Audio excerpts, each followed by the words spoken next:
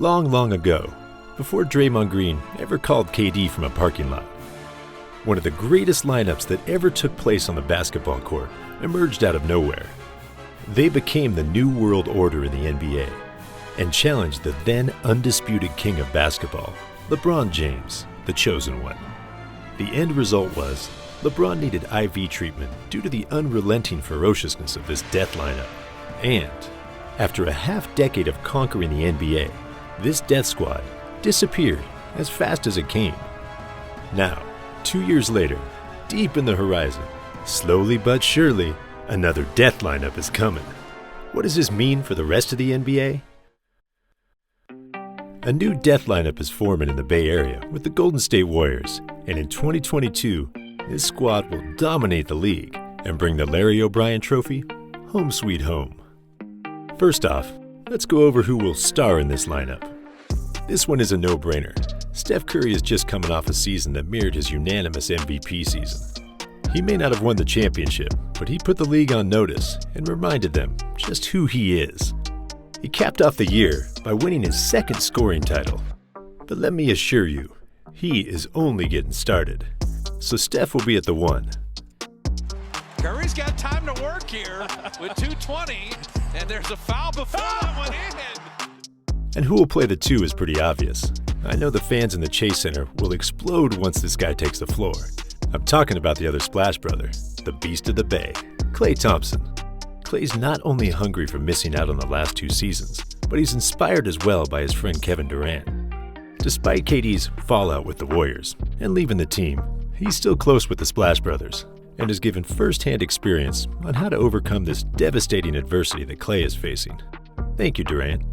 Most people who have Achilles injuries never come back the same. I mean, it's perhaps one of the worst injuries you can sustain in basketball. But Kevin Durant has literally come back even better, as evident from his 49-point triple-double win against the Milwaukee Bucks. Klay and KD still talk frequently, and I'm sure with Durant's help, number 11 Klay Thompson is going to come back just as strong as KD has. And he's going to obviously play the number 2 position in this death lineup. Back out to Green, Thompson, one fake, one dribble, one shot, got it! Golden State. Playing the 3 will be Juan Toscano Anderson. Now the reason why JTA will be part of this death lineup is because he meshes in perfectly with Steve Kerr's small ball system. Looking at the numbers from 2021, the best 4-man lineup which has consistently outscored opponents included the 28-year-old Oakland native. He shot the 3-ball over 40% this past season, sets screens, cuts backdoor, and also does a lot of that fake dribble handoff that Dre Magic does so well. JTA will play the 3. Lee with 11, Jordan Poole with 10. Quick team fouls, keep attacking. Juan Toscano Anderson does. Playing the number 4 will be the number 1 draft pick from 2014, Andrew Wiggins.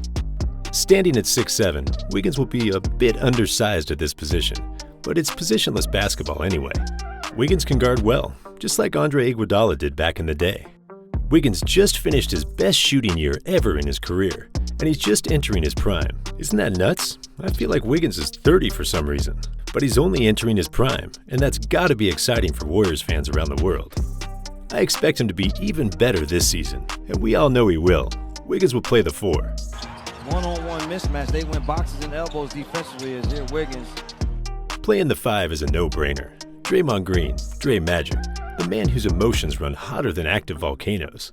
He was a finalist for the Defensive Player of the Year award this year, and just has to do it again next year, plus bring out a little more offense. In order to be more effective with his offensive game, he needs to lay low on the booze in the offseason and take some shooting lessons from Klay and Steph. I know it's hard to stay away from the booze, Dre, but you can do it. We believe in you. Draymond Green will play the 5. You got Jared Allen with a small defender on him. Exploit the matchup. Draymond attacking. Draymond! Some of y'all might be saying, what about Wiseman? Or what about Jordan Poole? Wiseman will probably start games. And if he works both hard and smart in the offseason, he'll be a huge contributor as he puts up averages of about 15 and 10. But in situations where the Warriors will want a lot more small ball flow and movement, Wiseman will probably be out of the death lineup. Jordan Poole, on the other hand, is going to have a stellar season next year and is a potential 6th man of the year type of player. Instead of being on the death lineup, because of his ability to generate offense and create for his teammates, Poole will be better suited to leading that second unit when Steph goes to the bench. The shooting is there. The two crossovers. The Warriors shooting is kind of hard to be believed in. Kevon Looney is actually, low-key, one of the biggest contributors on this Warriors team. He was actually part of the most used five-man lineups this season, and that lineup consistently outscored opponents by 10.8 points.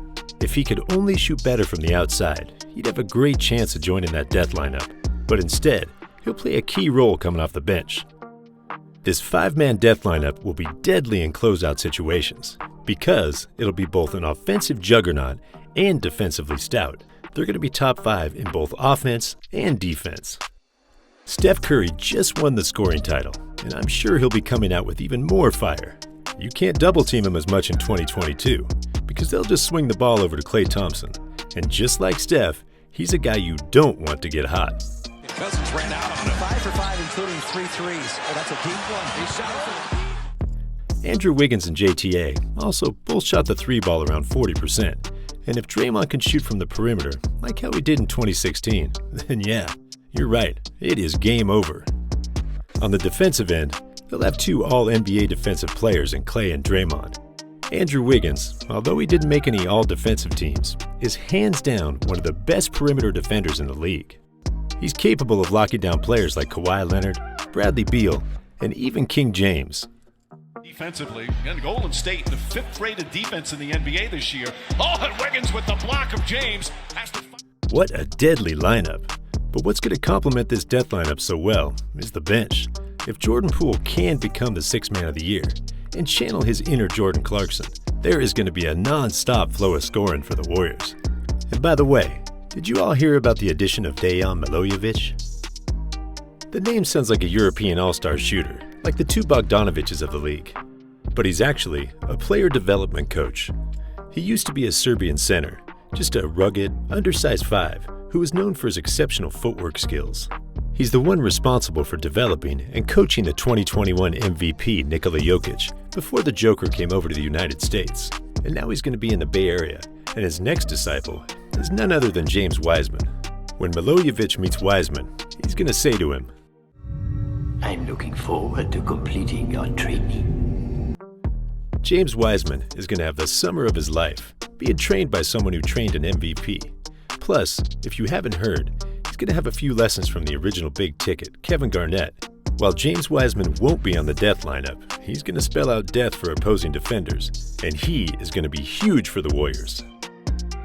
Mr. Right Time, Right Place, Kevon Looney will also get some offseason improvements and just be dangerous coming off that bench. All the Warriors need now is a few talented veterans to complement this death lineup.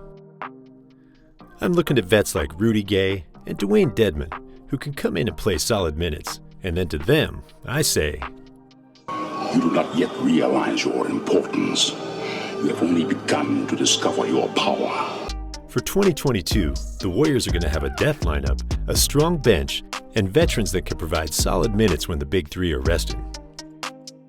I understand the Brooklyn Nets have a Big Three composed of 2 former MVPs and Uncle Drew. From what I hear, the Lakers are looking to form a Big Three with either Westbrook or Lillard teaming up with LeBron and AD. But no matter who's in the way, I just don't see this 2022 Warriors team losing if they can stay healthy. They're hungry, they're talented, and they're proven. They are going to have a high level of focus. I mean, the playoffs aren't even halfway over yet, and Curry is already training back at day 1 training. Speaking of Steph, I know this death lineup is going to be insane, but Curry is going to have a revenge year for the ages. What's that? You didn't hear that yet? Aw man. Click this video then and watch how Steph Curry is going to tear up the league single-handedly next season. It's a big video, guys. What are you waiting for? Click it, watch it, and I'll see you on the other side.